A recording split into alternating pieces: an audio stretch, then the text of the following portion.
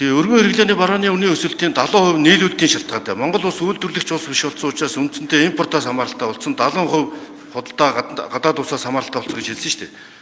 Гэхдээ энэ дээр гол нөлөөлдөг хэрэглээний загсны гол өсөлтүүд нь бол мах гурил, захиргааны төлбөр бас нэмэгдүүлсэн, дулааны төлбөр, захиргааны төлбөр, сургалтын төлбөр гэдэг хүчин зүйлсүүд инфляцийн үндсэн гол шалтгаан болж байгаа.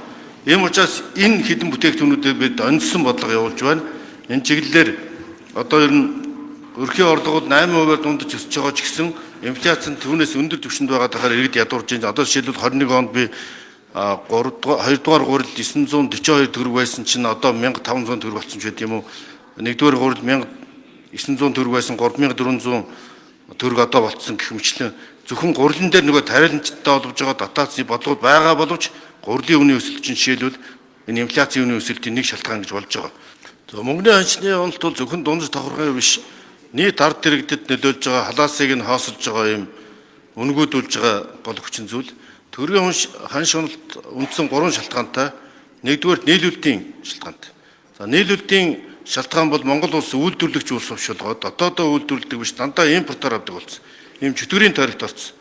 Ийм учраас экспортоос импорт нь их болохоор гадагшаа валютаа зараад байгаа учраас валютын ханш тогтмол өсөж идэг. Валютын ханш тогтмол өсөхөр валютын ханш нь өсөж байгаа юм чинь цаанаас авч байгаа барааных нь өсөж идэг. Тийм учраас манай эдийн засгийн бүтц өөрчлөгдөж үндэсний үйлдвэрлэлээ хүнсний үйлдвэрлэлүүдэд дэмжээгүй энэ бодлогын үр дүндэл ерөөсөө үндсэндээ манайх импортоос хамааралтай болчиход байгаа нь валютын ханш өсөхөр бүтээгдэхүүн нь өсөхөр дагаад валютын ханш нь өсдөг, импортоос авдаг. Ингээд үндсэндээ нэг нүүр салтаа зарж авсан валютаа гадагшаа хүнс, худалдаа бүх зүйлдээ зарцуулаад дотоодоо үйлдвэрлэгч улс биш болсон төгрөгийн ханш унж байгаа гол үндсэн шалтгаан болж байгаамаа.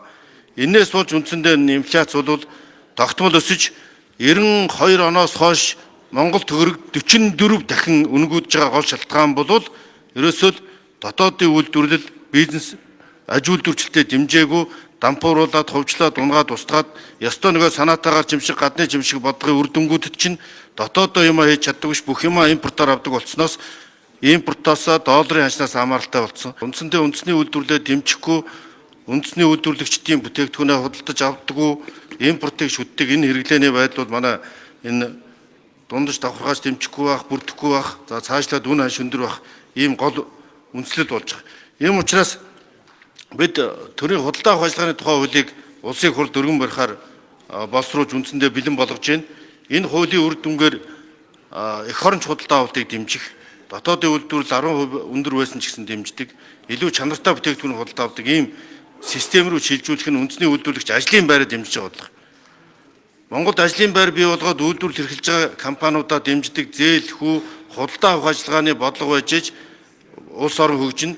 Одоо энэ хөгжсөн Азийн бар улсуудын Хятад, Япон, Солонгос бүх улсуудын бодлого тийм. Импортын татвараа өндөр тавьж дотоодын үйлдвэрлэгчтэй хамгаалдаг. Манайх бол өврөө дэлгэцсэн юм шиг үндэсний үйлдвэрлэгчдэд дэмждэг бодлоготой. Жишээлбэл оромдын тос үйлдвэрлээд Японд чанартай тос гээд авч яхад манайх нөөд гайлын татварынхаа үн цэнээс болоод унгааж идэг. Ер нь тэгээд дотоодоо үйлдвэрлэж байгаа бүх бүтээгдэхүүнийг ерөөсөө үндсэндээ унгаах гэж байгаа юм шиг татварын зээлийн бодлого явж байгаа нь манай энэ таны хэлж байгаа үндэсний үйлдвэрлэлийг унгааж байгаа нэг шалтгаан болж байгаа. Одоо энэ санаатай юм шиг энэ бодлогыг бид өөрчлөхийн тулд 5 жилийн үндсэн чиглэлдээ эдийн засгийн бүтцийн реформ хийх зохис бодлогыг оруулж ирсэн байгаа. Энэ бол нөгөө эр шинжлэлийн бодлогын нэг хэсэг нэ. Ингэж ер нь ерөөсөө дэлхийн бүх улс төр дотоод үйлдвэрлэлээ дэмжиж, дотоодоо маха, арьс, ширээ, ноос, ноолуураа босруулдаг болж ээж улс ор хөгжинэ. Энэ зорилгоор бид эдийн засгийн чөлөөт худалдааны хэлцээрийг байгуулсан эх оноос хэрэгжүүлэхийг хүсэж байна. Улсын хурл дэмжихийг хүсье. Тэнцээ 350 бүтээгдэхүүн экспортлол. Зөвхөн ноолуур гэж одоо бид түүхийгээр нь 327 сая доллараар экспортлж байна. Энийг зөвхөн уцуулгаад гаргахад тэрбум